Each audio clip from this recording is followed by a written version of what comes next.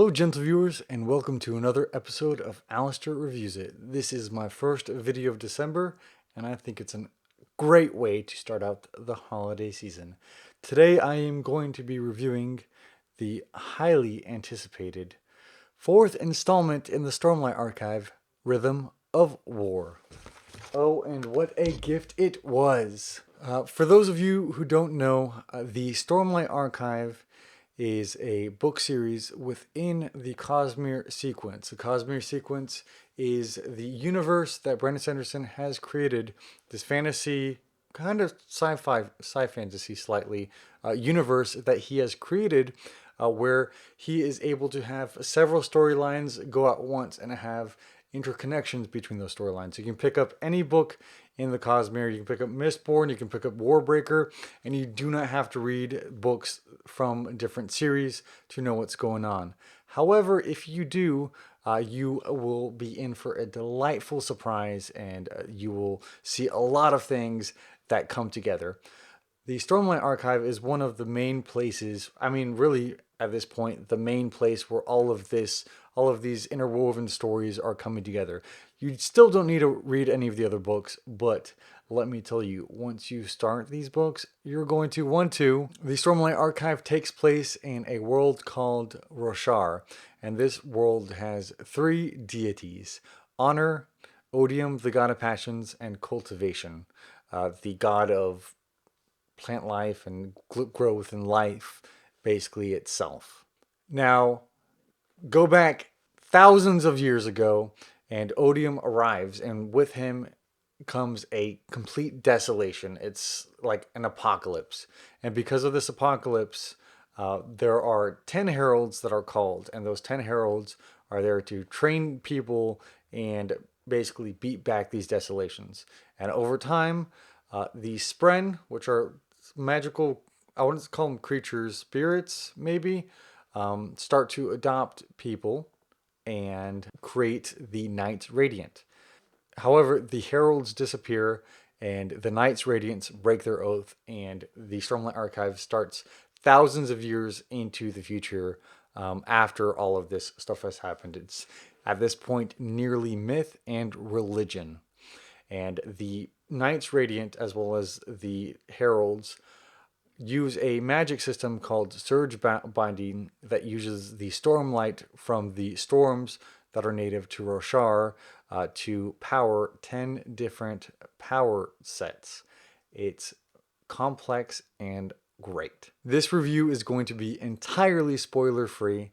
I'm going to be doing spoiler talks divided up into 5 different videos focusing on each of the 5 parts. This book is basically like 5 different books within one book. In fact, Mr. Sanderson actually does a 10% cut of fat, mandatory at the end of his, drafts. And this book is still 1,219 pages of fantastical goodness on Bible thin paper. This is a thick book.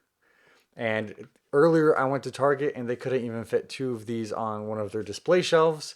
I felt really bad because I think the book is actually going to get, that was in the front is going to get damaged.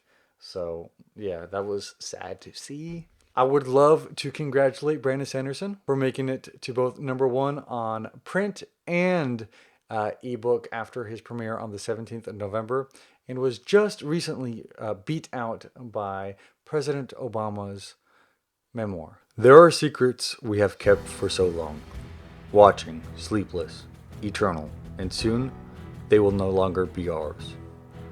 The one who is 3 seeks the captured soul, but does not know it. The imprisoned Spren, so long ago forgotten. Can she free her own soul in the time to find knowledge? The knowledge that damns all people of Roshar? The fallen soldier caresses and loves the spear even as it gouges his own flesh. He steps forward, ever into the darkness, without light. He can bring none with him, but that which he can kindle himself. The broken sister sees her mistakes and thinks she is one herself. She seems so far from her ancestors, but does not realize they carry her upon their shoulders, toward victory and toward that most important silence. and the mother of machines, most important of them all, dances with liars at a grand ball. She must unmask them, find their hidden truths, and present them to the world. She must admit that the worst lies have been the ones she tells herself. If she does, our secrets will finally become truths instead. This review will be broken down into 3 parts: world building, plot, and characters. This book was chock full of classic Sanderson world building at its best. The Easter eggs and the strands of world building that have been growing throughout the first 3 books of the Stormlight archive, not to mention the other books in the Cosmere series, have really started to pay off. The Cosmere expands in this book in some very satisfying ways and builds up for what I am anticipating being a startling conclusion for book 5 of the first cycle in the Stormlight sequence. This book brings more Cosmere content than any other book before, and also pays very particular attention on the listener formerly known as the Parshendi race, bridging the gaps and building a strong concert of themes and explanation. It makes sense that this book is called The Rhythm of War because the listeners, as they are called, listen to the rhythms of Roshar, and it's a clear indicator of where the focus of much of the book is going to take place. A lot of the interludes were Venli and her sister Eshonai.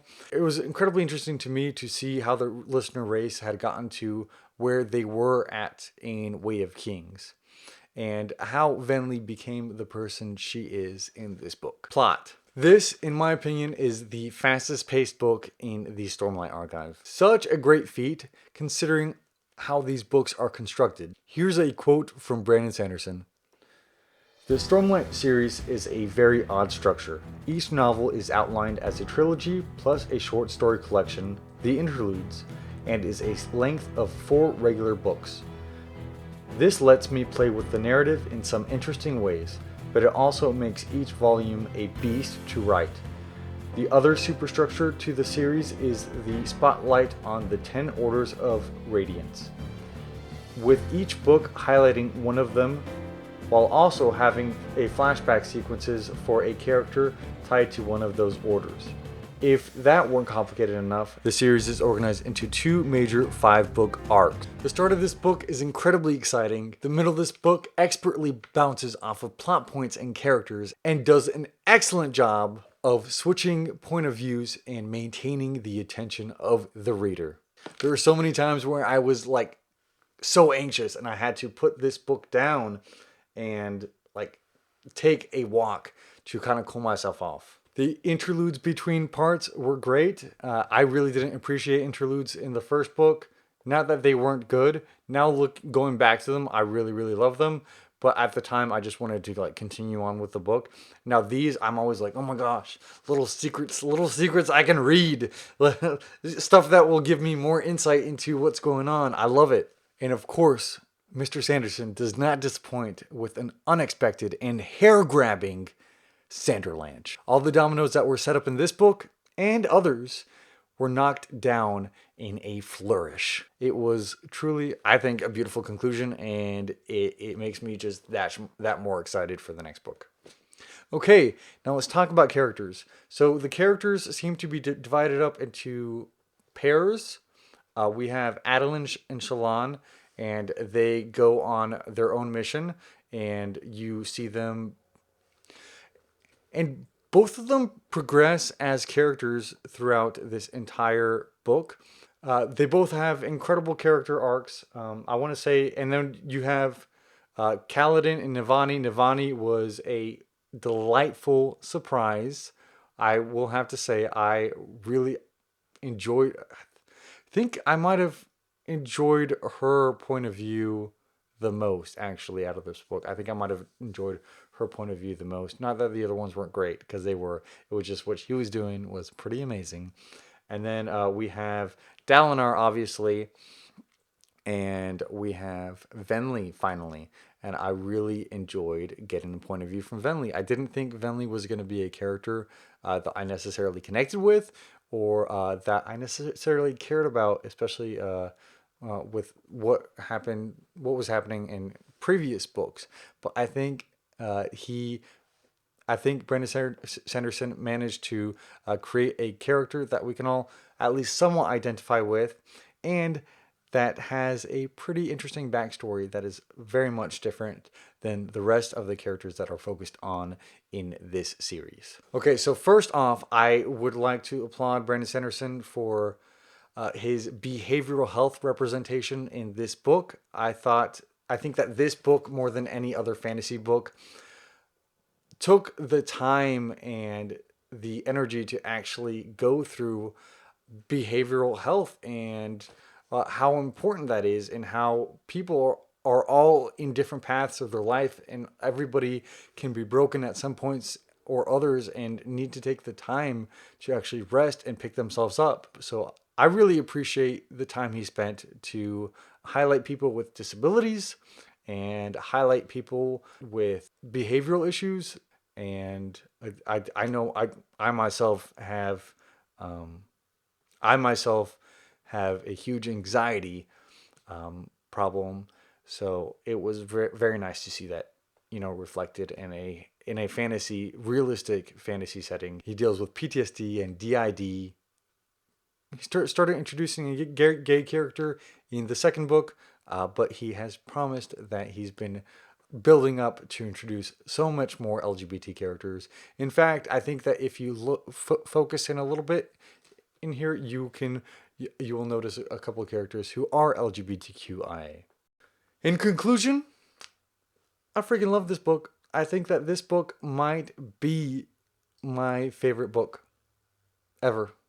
I might change my mind. I don't know. I still have the rest of the books I have to read in November, and then I'm going to put together a top 10 favorite books of 2020 list, and we shall see then if it makes the final cut.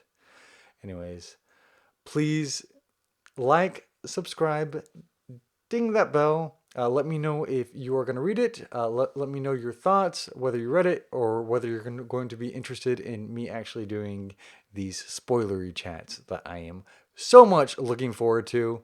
I think I'm also going to be starting a Discord here soon, just to be able to connect with people.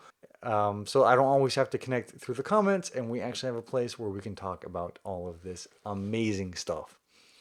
Adios. Have an amazing and safe holiday season. Adios, gentle viewers. No.